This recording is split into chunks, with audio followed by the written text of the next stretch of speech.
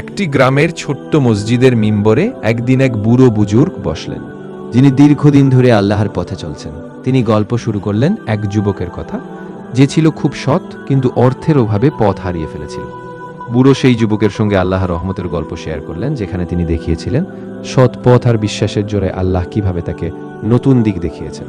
সেই গল্পে গ্রামের সবাইকে একসাথে আল্লাহর প্রতি ভরসা রাখতে শেখানো হলো, যেন তাদের জীবনও আলোর পথে এগিয়ে যায়।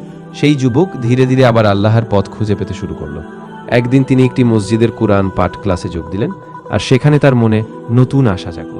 তিনি জানলেন আল্লাহর রহমত সব সময় সবার জন্য খোলা, শুধু বিশ্বাস আর ধৈর্যের সাথে চলতে হয়। তারপর সেই যুবক ধীরে ধীরে তার জীবনে পরিবর্তন আনতে থাকলেন। তিনি কাজের মাঝে সততার পথ ধরলেন, দরিদ্রদের সাহায্য করলেন, আর গ্রামের শিশুদের ইসলামিক জ্ঞান দিতে শুরু করলেন।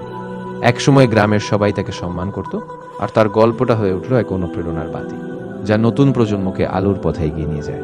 তারপর সেই যুবকের গল্প গ্রামের বাইরেও ছড়িয়ে পড়ল। মানুষ বিভিন্ন শহর থেকেও তার সাথে যোগাযোগ করতে শুরু করল। তিনি একটা ছোট্ট ইসলামিক পাঠশালা খুললেন, যেখানে শিশুরা শুধু ধর্মই না, ভালো চরিত্র গঠনও শিখল।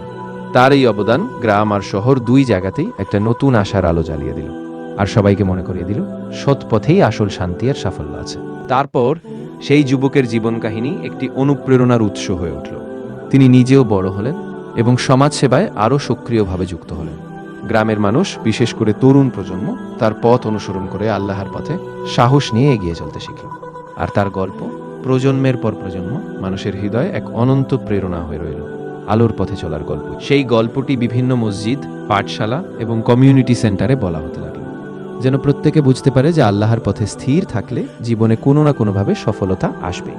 সেই যুবকের নাম এখন পল্লীর ইতিহাসে অমর হয়ে আছে, আর তার গল্প আমাদের মনে করিয়ে দেয় একাগ্রতা, ধৈর্য আর আল্লাহর উপর ভরসায় আসল পরিবর্তনের চাবিকাঠি।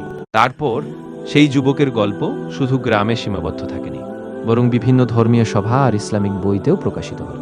মানুষ সেই গল্প থেকে সাহস ও শক্তি পেল, আর বুঝতে পারল যে আল্লাহর রহমত সর্বত্র, শুধু নির্ভরতা আর চেষ্টা থাকলেই সফলতা আসবে। তারপর সেই যুবকের কাজ এবং তার গল্প প্রজন্ম থেকে প্রজন্ম ছড়িয়ে পড়তে লাগলো। একসময় তিনি একজন প্রখ্যাত ইসলামিক বক্তা হিসেবে স্বীকৃতি পেলেন, আর তার শিক্ষাগুলো লাখো মানুষের জীবনে ইতিবাচক পরিবর্তন আনল। তার গল্প আমাদের মনে করিয়ে দেয় এক মানুষের বিশ্বাস আর চেষ্টা কিভাবে পুরো সমাজকে বদলে দিতে পারে। সেই গল্পের জোরে গ্রামের শিশুরা নতুন স্বপ্ন দেখল, তারা পড়াশোনায় মনোযোগী হলো আর সমাজের জন্য ভালো কাজ করতে উদ্বুদ্ধ হলো। এইভাবে এক ছোট্ট সৎ যুবকের বিশ্বাস আর ধৈর্য গ্রামকে বদলে দিল, আর সেই আলো আজও আমাদের পথ দেখায় আলোর পথে এগিয়ে যেতে। সেই গ্রামের উদাহরণ এখন দেশের অনেক জায়গায় ছড়িয়ে পড়েছে। বিভিন্ন স্কুল, মসজিদ আর কমিউনিটি সেন্টার থেকে লোকজন এই গল্পকে অনুপ্রেরণা হিসেবে গ্রহণ করে নিজেদের জীবনেও সততা, ধৈর্য আর আল্লাহর প্রতি ভরসাকে প্রাধান্য দিচ্ছে।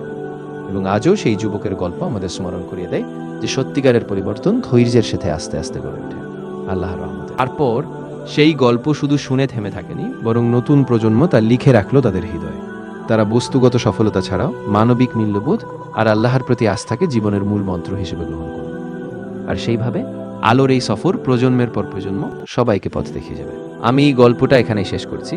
আশা করি এই গল্পটি তোমার কাঙ্ক্ষিত সেই শান্তি, ধৈর্য আর আলোর বার্তা পৌঁছে দিয়েছে।